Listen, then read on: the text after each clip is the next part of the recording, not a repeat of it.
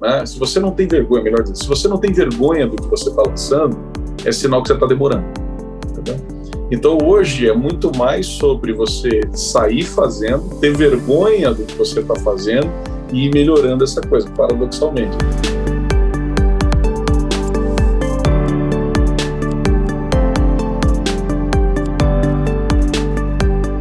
Olá, bem-vindo, bem-vinda. A G2 Entrevista de hoje é com o Anderson Godz, da GoNew. A gente conversa sobre startups, inovação e governança. Confere aí.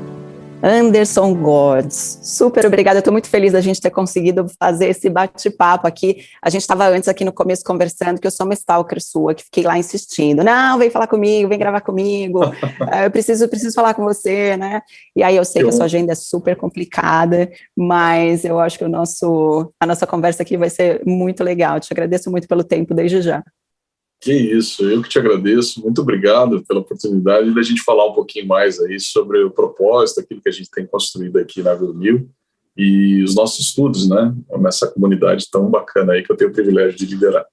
Muito legal. Você sabe que uma pergunta que eu não faço, porque assim, eu estava conversando com você, né, esse povo às vezes tem preguiça de consumir conteúdo na internet, a gente compete com muita gente, e uma pergunta que eu não faço é, fale sobre você, eu já vou direto no assunto tal, mas como você tem muita história para contar, eu acho que é interessante você contar um pouco da sua trajetória, e gosto muito que você tenha a experiência de ser um startupper, e você teve a sua própria startup, você vendeu o negócio, fala sobre você aqui para nós.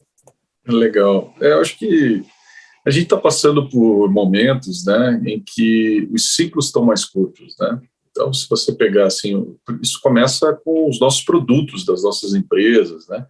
Os ciclos desses produtos, de vida desses produtos, estão mais curtos.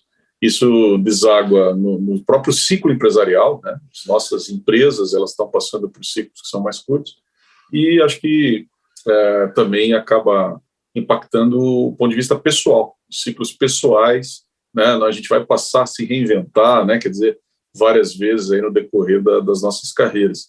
E comigo aconteceu isso, né, eu acho que já estou no terceiro ciclo aí, né, então não sou tão, tão experiente assim, né, mas já tenho aí, estou na faixa de 43 anos, e eu comecei a trabalhar muito cedo, com 14 anos eu comecei a trabalhar, né, já vão lá 30, né, quase aí praticamente. E claramente eu tenho 3 ciclos. Primeiro ciclo, eu fui um cara de empresas, de carreira em empresas normais, passou por grandes empresas, e ali eu comecei a ter lições sobre compliance, sobre ética, sobre governança, né, nas grandes corporações. Eu trabalhei em indústrias, trabalhei em banco, trabalhei em consultorias, em Big Four e tal, etc. E aí, em 2010, eu fui convidado a novos desafios, né? Um jeito elegante de dizer que me empurraram, né? Jogaram a minha vaca no precipício aí.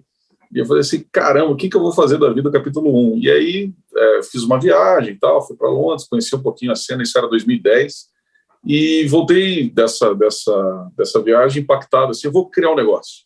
E não sabia o tamanho do desafio, né? Eu sempre fui um cara que todo dia 5 chegava ali de algum jeito, né? Podia ter várias tempestades nas empresas que eu trabalhava até então, mas dia 5 estava ali, né? Então, garantido. E aí empreender, né? Tem toda uma nova perspectiva. Eu acho que, e cada vez mais, eu acho que o empreender no Brasil, ele é um empreender não necessariamente por opção, mas por necessidade, né?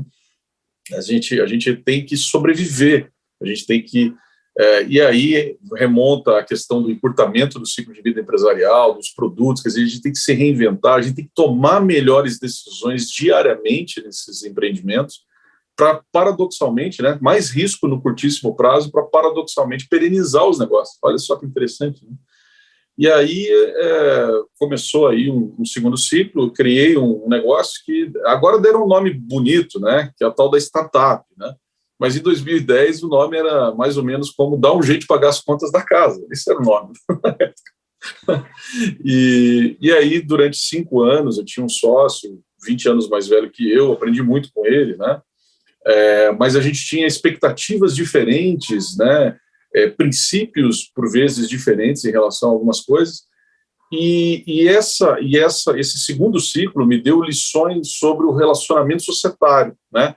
que é um outro prisma da governança, né? Então, no primeiro ciclo eu tive, vamos dizer assim, um apanhado de lições sobre compliance, ética, grandes corporações, né, processos e tal. No segundo ciclo vamos, que a gente tem que sobreviver aqui, vamos se alinhar como sócio e tal. E durante 5 anos esses ciclos foram muito legais. E aí o terceiro ciclo, para não me estender muito, de 2015, 2016 para lá, quando eu tive a oportunidade de fazer um exit, né, eu vendi a minha participação nessa empresa, me capitalizei um pouquinho, nada substancial, mas para um garoto pobre que tinha começado a trabalhar com 14 anos, né, pela primeira vez eu disse, né, como diz o Frejá, eu disse quem é dono de quem, né?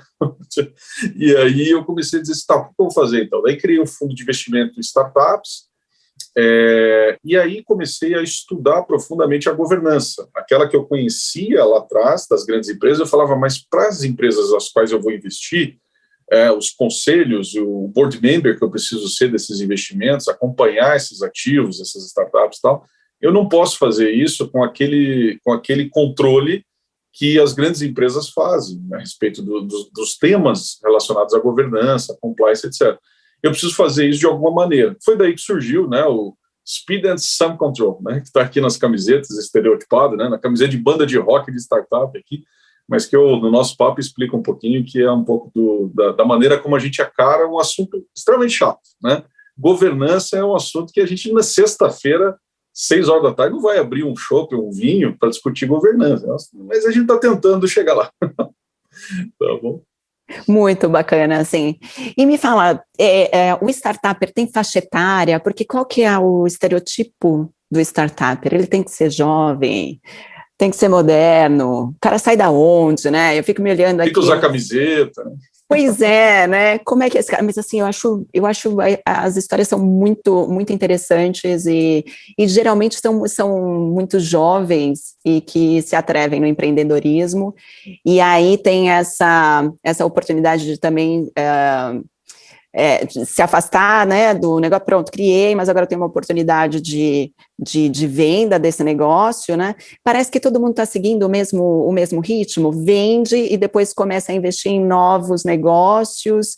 Tem um novo tipo de empreendedor no mercado que não é, por exemplo, não sou eu aqui, titia, eu sou mais assim, eu posso me chamar bundona, porque para me atrever em novos negócios, assim, eu sou perfeccionista, então tem que sair tudo muito lindo, perfeito, planejadíssimo. Aí eu não saio do lugar, né? Que bom, eu tô criando uma nova geração para fazer isso por mim aqui na empresa, e eu me acho assim meio travada. Quando você vê esse mercado, né, e o perfil desses caras, caramba, vou ter que nascer de novo para ser assim. E é esse o ciclo mesmo, é essa a faixa etária, então eu já não posso mais não posso ter startup, não, Anderson. Veja, eu acho que pode sim, aliás, esse é um estereótipo, né? Um estereótipo de que esse pessoal é tudo novo, de calça jeans, rasgado e tal. Na verdade, os dados, tanto nos Estados Unidos como no Brasil, é de que empreendedores de startups são pessoas rodadas, né? Na faixa de 37, 43 anos, que já apanharam bastante das coisas, né? E que conseguem agora, com novos modelos de negócio, com tecnologia e tal, pensar sobre os problemas que eles enfrentaram de uma maneira diferente. Eu, como investidor, esse é o startupper, né, que eu procuro, né, que é aquele cara que realmente consegue ter bagagem para daí sim disruptar ou melhorar alguma coisa, alguma dor relevante da sociedade e tal. Esse acho que é o grande objetivo. Então, agora, um ponto que você destacou, que é interessante, ele dá conta do que a gente poderia dizer assim, de que o perfil realmente ele é um pouco diferente, né? Há uma frase muito clássica, né, no Vale do Silício. A gente hoje tem eu escrevi um livro, o livro virou uma edtech, né? E a gente hoje inclusive tem tanto programas para altíssima gestão, para pessoas que tomam decisões, para empresários e tal, como a gente também, esse tipo de público, é o nosso público, a gente leva para missões, China, Vale, Israel, etc. e tal. Espero que logo, logo a gente volte a isso, pós-pandemia, ou no limite do ano que vem, né? A gente vai estar de volta aí. E lá no Vale, por exemplo, que é um dos epicentros hoje de inovação do mundo, ainda você tem uma frase que é clássica, diz assim, ó, se você está demorando, né, para lançar alguma coisa, né, se você não tem vergonha, melhor dizer, se você não tem vergonha do que você está lançando, é sinal que você está demorando. Entendeu? Então, hoje é muito mais sobre você sair fazendo, ter vergonha do que você está fazendo e ir melhorando essa coisa, paradoxalmente. Então, talvez tenha aí os desafios mesmo, né, desse perfil que você confidencializou aqui para a gente. Né? Antes da nossa próxima pergunta, um lembrete rápido. Confere a descrição deste conteúdo, porque a gente coloca uns links importantes para você. Também registre a sua curtida e se inscreva no canal. Se nos ouve no Spotify, siga o G2 Entrevista. Muito bacana. Agora vamos falar de GoNew, então, aqui. Vocês a GoNew criou uma certificação para conselheiro de inovação, e aí você divide o palco aí com Ricardo Amorim e Marco Poli. Me conta essa história, como é que você achou esses caras, como é que vocês tiveram essa ideia, como é que se juntaram e que tiveram essa ideia, por que o Conselho de Inovação? É uma boa pergunta, veja. Em primeiro lugar, a gente vem fazendo, eu escrevi um livro que chama-se Governança e Nova Economia, né? Em 2017. Ele foi publicado em 2018 e já tem aí um pouco mais de 3 anos. E a gente começou a fazer encontros discutindo, né, o livro e as perspectivas colocadas ali. Veja, o assunto governança, ele não é novo. Né? Você tem uma discussão sobre governança, até sobressaltos de evolução desse tema no mundo, até em função dos escândalos que houveram, por exemplo, Enron, Lehman Brothers, né, nos anos 2000 e tal, que disseram, opa, peraí, temos que organizar um pouquinho mais, ter mais transparência nos negócios, ter mais controle, etc. e tal. Então, houve, nos anos 10 em diante, aí, uma série de evoluções desse tema. Isso, a despeito da GoNew, a despeito do meu livro, isso aconteceu e é fato. E, de um outro lado, a inovação também hoje é responsável por, talvez, as maiores companhias do mundo, elas são companhias de tecnologia e de dados. Né? Então, também é chover no molhado. O que talvez nós tenhamos feito na GoNew com o meu livro, e tem inaugurado isso, é discutir esses dois temas do mesmo prisma, do mesmo contexto. E aí sim é algo novo. Né?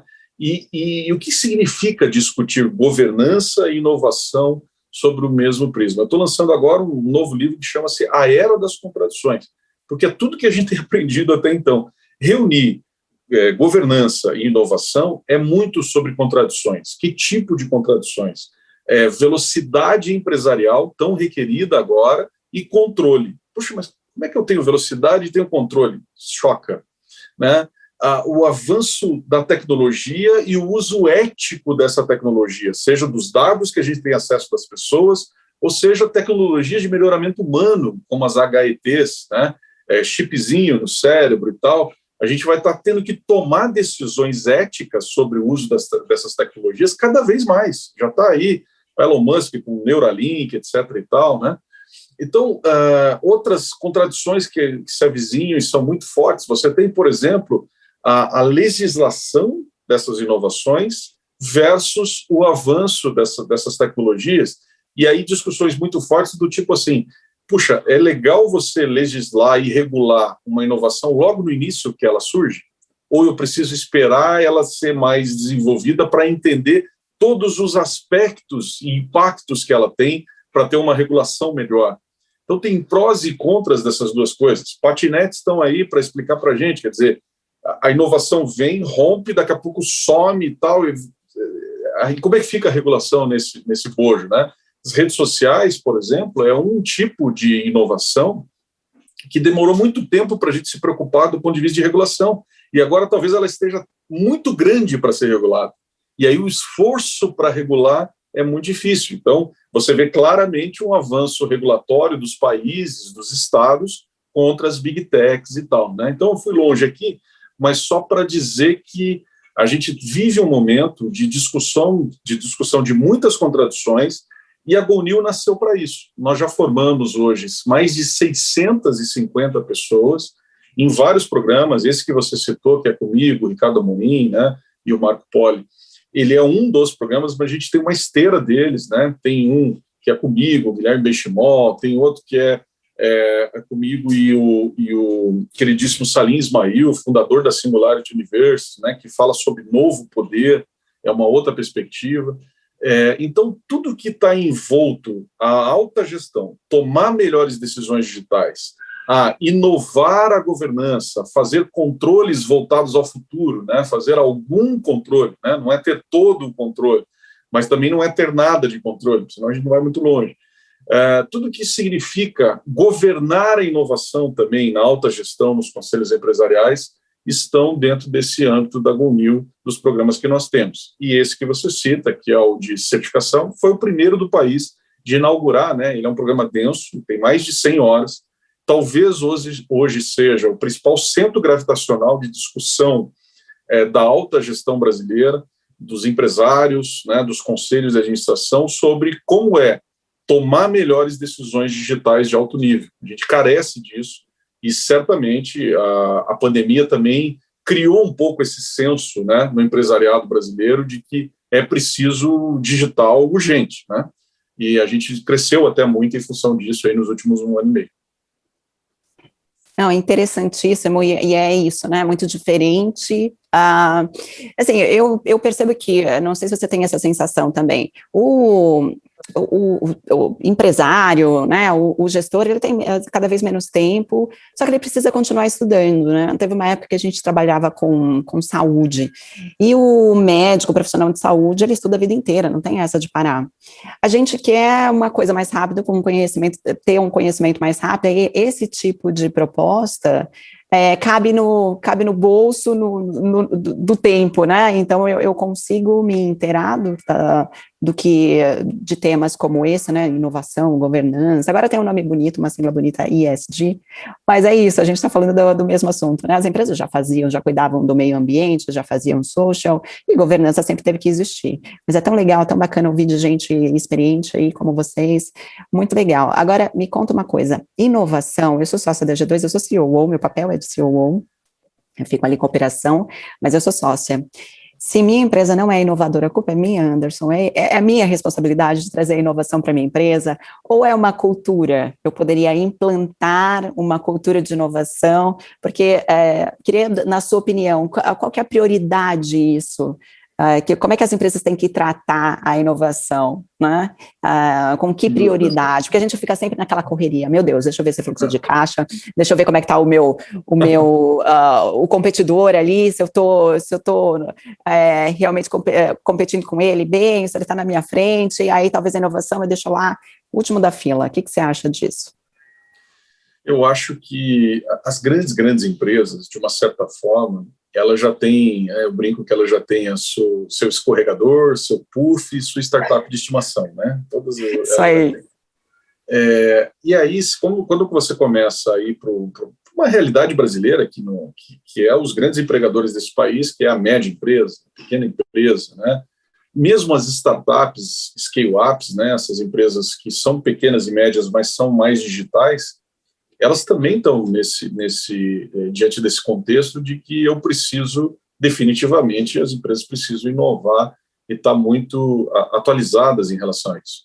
Só que os recursos são ainda mais escassos, né? Porque eu preciso sobreviver, eu preciso pagar folha, eu preciso isso e aquilo. A boa notícia, essa é a má notícia da coisa, né? A boa notícia é que a inovação também está muito mais barata, e ela é muito menos sobre um lance de tecnologia pesada e tal, e muito mais sobre repensar os modelos de negócio, sobre essa nova luz, sobre novas inspirações que a gente pode ter, que estão aí pipocando a cada tempo, né? Eu não tenho dúvida que todos os segmentos, né, da sociedade e empresariais, eles, se já não foram, estão sendo ou serão disruptados por novos modelos. Isso está acontecendo em basicamente todas as indústrias. Mesmo as indústrias mais tradicionais. Então, se você pegar, por exemplo, o caso da Cyrela, né, que é uma indústria pesada e tal, mas a nova forma como eles, inclusive, criaram negócios que acabaram virando spin-offs do negócio original da Cyrela, é um case muito interessante, né? E nós estamos falando de uma indústria pesada, que é a construção civil. Então, normalmente eu responderia isso para você o seguinte, se desafiar a dizer como é que a gente coloca uma camada de serviço, né? Uma nova forma, um novo pensar, por exemplo, mesmo que eu tenha uma indústria moveleira, como é que eu vendo isso de uma maneira recorrente nos escritórios? As variações desse tema, na verdade, nos exigem repertório, né? Então, é como se o empresário ele tivesse que hoje ficar muito antenado ao que está acontecendo e também um pezinho dentro do que está entregando e está gerando valor hoje, né? A gente chama isso em um dos nossos programas, né? Queridíssimo Sandro Magaldi, que é o nosso professor lá no Master em Governança e Nova Economia, ele fala de motor 1, motor 2. Então, você tem que ter o motor 1 aqui, que vai gerando tal, né, as suas receitas, mas você já tem que desenvolver o teu motor 2, porque no final do dia, o motor 1 ele tem vida muito mais curta, né? O ciclo de vida do motor 1 ele está cada vez mais encurtado, pressionado por vários agentes. Quer ver um exemplo muito interessante? Esses dias, um grupo empresarial, familiar, né, me chamou lá para a gente trocar ideias sobre como deveria ser a sucessão da família, né? E uma das coisas que a gente acabou juntos criando foi uma espécie de um fundo de investimento, tá? Bem classicamente um motor 2 aí, onde ao invés da nova geração, ela está fazendo mais do mesmo no motor 1, está ali administrando e tal, não, ela foi projetada para fora realmente de um motor 2, e um pequeno fundo onde basicamente o objetivo desse fundo é o quê? Atacar a nave-mãe. Você vai investir em startups, olha só que pensamento para frente, né? Vocês aqui, meninos da nova geração, vocês vão investir em startups, claro, com a nossa anuência aqui e tal, né? Com algum sum control aí na história, né? Mas você vai investir em startups e inovações que tenham como objetivo destruir a nave-mãe. Aí você vai dizer assim, nossa, mas como é que pode? Por que eu vou investir em um negócio que pode potencialmente acabar com o meu negócio atual, a galinha dos ovos de ouro e tal? Uma outra frase que dizem é que isso vai acontecer de qualquer forma, então que seja nós mesmos, né? Se a gente não tiver a capacidade de fazer a destruição e a reinvenção do nosso próprio negócio, aí a gente realmente está perdido. Então, esse tipo de pensamento diferente nos exige repertório, né? Nos exige estar no constante atualizar hoje em dia, e é sobre isso que a GoNew faz, né? A gente procura manter continuamente pessoas de altíssima gestão, conselhos empresariais, donos, empreendedores, conselheiros, up to date, né? Atualizados aí para poder enfrentar esse novo mundo. Que história ótima, adorei essa. É um pensamento futurista e disruptivo, eu até ia comentar isso, né? Inovação não é disrupção. E aí, em algum momento, talvez você não fale desse assunto, estou falando aqui como empresária mesmo, né? Me abrindo com você aqui nas minhas preguicinhas. Acontece. E aí, às vezes, a gente deixa a inovação lá por último, né? Tratar do assunto, não, deixa eu cuidar aqui do que é mais urgente, e não falo sobre o assunto porque eu acho que, não tenho nenhuma ideia disruptiva. E a disrupção não é fácil. Não é para qualquer um, né? Tem ali um esforço maior, tem que ter uma ideia genial, e às vezes não é o momento, você não se encontrou ali, né? Não é. Mas inovação, sim, inovação é para todo mundo, e você tem que estar setado com isso na cabeça o tempo todo para você estar à frente, né? Sem dúvida. Agora vou botar uma pimenta aqui. Vamos lá.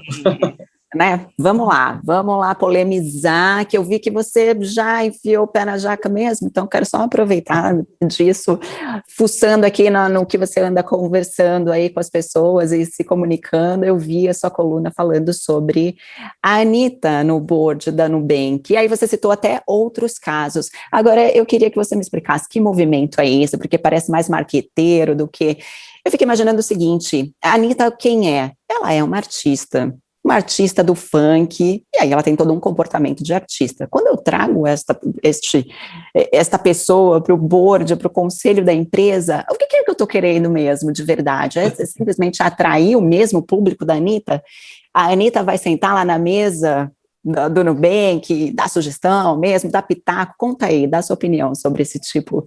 Eu tô chamando de marketing, de jogada de marketing, mas explica melhor para a gente aí qual que é essa história. Claro.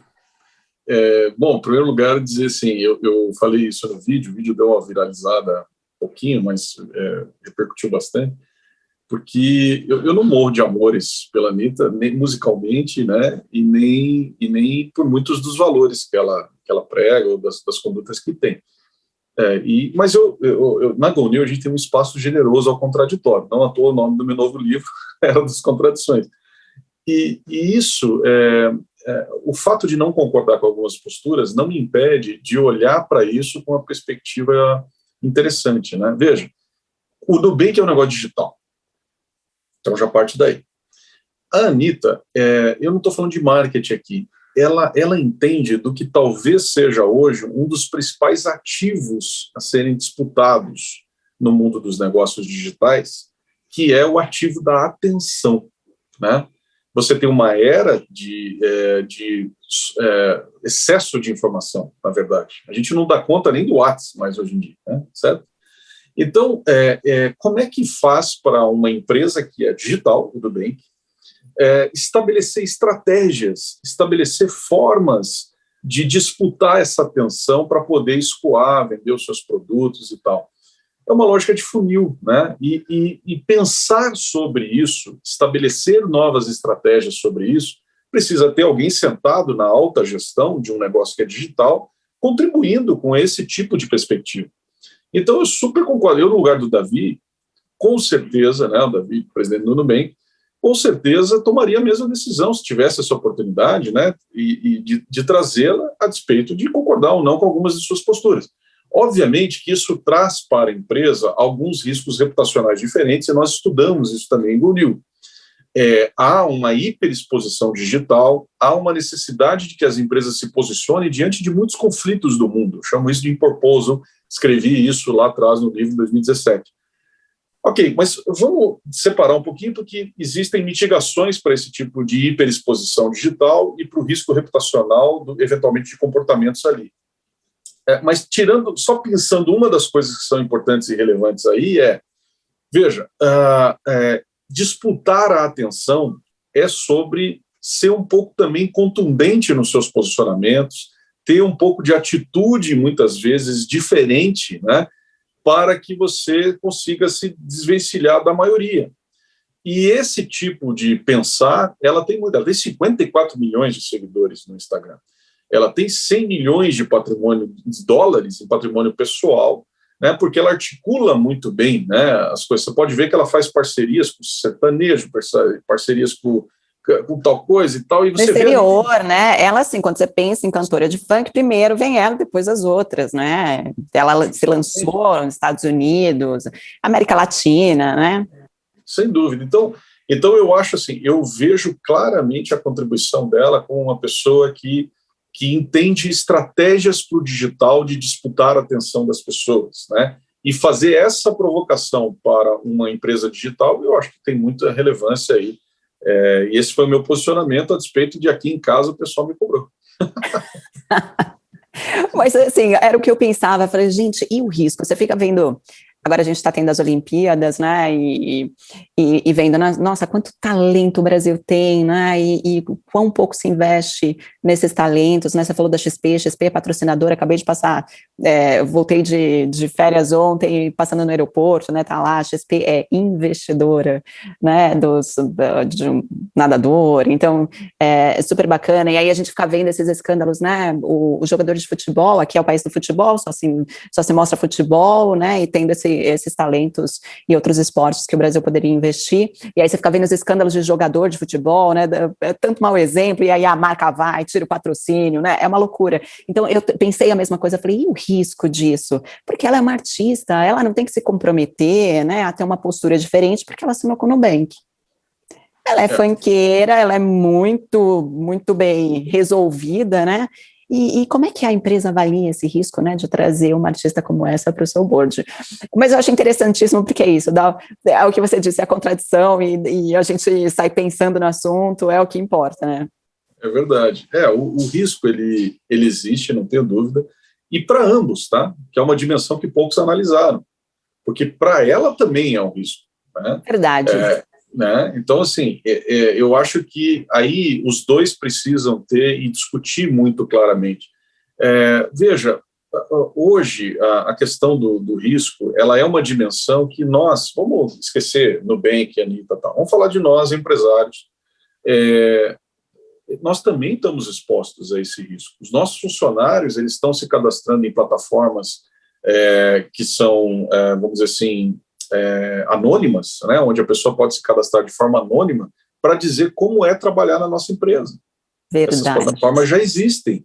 Então, nós estamos expostos e nem sabemos. Agora, como a gente lida, né, seja o Nubank, a Anitta ou nós, com essa hiperexposição digital? Né, eu acho que tem algumas dicas aqui que eu poderia dar humildemente.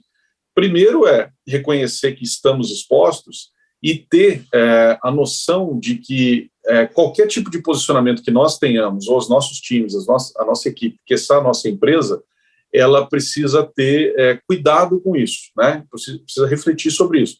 Agora, a segunda coisa é que esse cuidado ele não pode impedir a naturalidade dos posicionamentos, porque as pessoas hoje elas estão consumindo também a naturalidade das coisas, entende? É menos sobre coisas pasteurizadas, isso remete ao que nós conversamos no início, né?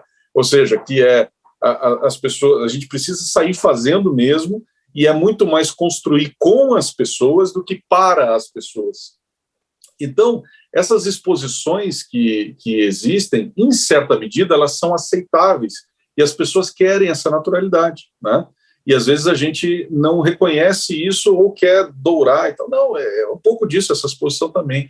Agora, precisa ter uma espécie de media kit, talvez teria uma terceira recomendação aqui, precisa ter uma espécie de media kit claro, né? Porque existem várias questões que são delicadas no posicionamento e podem afetar os negócios empresariais. Então, a terceira dica que eu diria é: prepare um pouquinho sobre temas que são difíceis, são contraditórios de posicionamento. Qual é o tipo do comportamento que você, empresário, vai ter nas redes, por exemplo, né? Porque às vezes é o jeito de dizer. As pessoas, em geral, elas não são preconceituosas, não ao ponto do que nós estamos vendo hoje, nessas hiperpolarizações e tal, né? Quer dizer, parece que todo mundo é super certo ou super errado. É menos I/O essa questão. A gente acho que vai construindo. Eu tenho uma preocupação muito grande e a gente procura fazer da GoNew um espaço generoso ao contraditório, para que a gente aprenda uns com os outros. Acho que a evolução da sociedade ela se dá nesses embates, mas esses embates eles não podem ser, por exemplo, uma guerra, né? Eles não podem ser como estão hoje. E eu acho que a gente abaixar um pouco os muros, as fronteiras. Eu escrevi certa vez uma coluna também que deu conta, que eu chamei de armaduras medievais digitais, né? A gente parece que se veste dessa armadura medieval digital e podemos tudo, estamos muito mais fortes e temos posicionamentos muito mais ácidos em relação às coisas, e aí a soma e a construção de vieses eventualmente um pouco diferentes não se tem mais e todos acabam perdendo, né? E aí a gente vai para a barbárie daqui a pouco, né? Então eu acho que ter espaço generoso, então parabéns aqui também pelo seu espaço, Glaucio. Eu acho que poder falar dessas coisas, poder falar de Anitta, poder falar de coisa, tá legal. A gente aprende com isso, né? Que bom, né? Não, verdade. Aqui também, você está falando de exposição, a gente pensou nesse projeto e eu tenho um sócio, meu sócio da vida, porque é o meu marido também, eu falei, vamos fazer isso juntos, né, amor? Ah, vamos sim. Eu topo, tô dentro. Imagina, eu tô fazendo todo sozinha. Eu falei, mas agora não tem volta, porque a ideia era justamente essa. Eu não queria estar sozinha, então a gente fez esse formato, né, de bate-papo mesmo, mas de compartilhar conhecimento, né? E obviamente que eu não poderia fazer isso sozinha, então tem uns convidados maravilhosos que nem você aqui, para a gente criar um conteúdo importante e justamente para o nosso empresariado, né? Que a gente luta tanto aqui nesse país para sobreviver. E aí, se a gente pode conversar e ajudar uns aos outros, como você está dizendo, né? Para que polarizar, para que a gente não precisa aqui dessa polarização, e sim de nos ajudar para a gente ir juntos aí para frente. Falando de ir para frente, para a gente encerrar, quais são os seus planos? Assim, é muita humilhação você falar que está fazendo um outro livro, sabe? Eu acho isso um absurdo. Como é que a pessoa faz tudo isso e ainda escreve um outro livro? Estou ficando chateada com você. Mas me fala quais são seus planos aí, então, para esse ano. Quais são suas apostas? O que você está pensando aí? Que acontece? Dá para imaginar o futuro? Eu estou pedindo só para 2021 ainda. Ficou mais desafiador, mais incerto, né? Acho que a complexidade das coisas, acho que a gente aprendeu em 2020 e 2021 que aumentou, né? Então, assim, que eu pudesse, né, apontar caminhos aí, assim, com absoluta certeza. Eu acho que a inquietude talvez seja uma fórmula para a gente poder ir entendendo, ir tateando, ir procurando se posicionar em ambientes tão complexos, né? Essa inquietude, ela vai claramente nos provocar a estar em constante atenção às novas coisas, os sinais, né, que vão surgindo e tal, e ela vai também nos despertar sempre a uma curiosidade ao novo, né? Eu acho que essa é talvez a minha sugestão aqui, humildemente, e é isso que tem me feito escrever os livros, me dedicar e acordar cedinho. Tem um programa também que é Bom Dia Sun Control, né? Então, para quem quiser seguir aí, pode me seguir, Anderson Gods, né? A gente faz um trabalho assim com muito carinho de poder estar sumarizando um pouquinho disso que está acontecendo, né? Dessas questões que afetam a alta gestão, os conselhos empresariais. Diariamente a gente tem um programa no Spotify, ao vivo também no Clubhouse e tal, e ali a gente procura. Então eu acordo cedinho, né? Leio, né? O time da Go New hoje também faz um trabalho de curadoria muito legal. A gente tem uma rede, né, de mais de 22 mil pessoas, Glaucio, que fazem parte hoje das discussões, né? Para ser sincero, é espantoso isso. Então, na verdade, é muito menos sobre uma pessoa ou um livro, né, ou dois, e muito mais sobre uma comunidade e sobre você fazer isso num princípio de pares, né, peer-to-peer, né? Ou seja, uma pessoa sozinha realmente não conseguiria. Então, hoje, todas as pessoas que fazem os programas da Go New, a gente constrói livros juntos, entendeu? E nessas construções, já lançamos 4, para quem quiser dar uma olhadinha, é tudo gratuito, inclusive, www.gonew.co. Você pode baixar todos os e-books. O meu próprio livro, primeiro, Governança e Nova Economia, está à disposição gratuitamente lá também. A rede é maior que indivíduos, né? Então, eu acho que o que eu vejo para frente, situações como essa oportunidade que você nos dá de estar falando, nós estamos construindo redes, construindo alianças, né? E eu acho que gente boa nesse país tem que andar junto, senão a gente desiste. É verdade? Eu também concordo com você, eu sempre falo, as energias semelhantes se atraem, a gente vai construindo realmente essa rede, esse relacionamento que é tão positivo. Eu digo o seguinte, eu falo, gente, esquece governo, vamos nós. A gente faz, a gente consegue, né?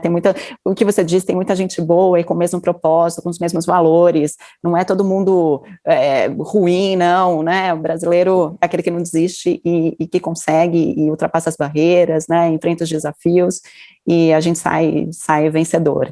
Foi o que a gente fez aqui, a gente ajudou e inspirou pessoas a seguirem em frente. Eu te agradeço muitíssimo, foi um prazer falar com você.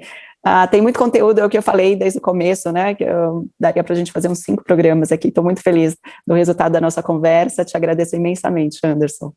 Que isso, obrigado, Glaucio, obrigado a todos que acompanham você aí também. Eu também virei fã aí, muito obrigado. Vamos juntos nessa construção coletiva de saberes e nessa inquietude aí que vai nos mover aí daí para frente num ambiente tão complexo, né? Tá bom? Amém. Um abração a todos. Até a próxima. Tchau, tchau. Valeu. Tchau, tchau. Esse foi o G2 Entrevista de hoje com o Anderson Gods, da Go New. Muito obrigada a você que nos acompanhou e fique de olho nos canais da G2, porque semana que vem tem mais G2 Entrevista. Até lá.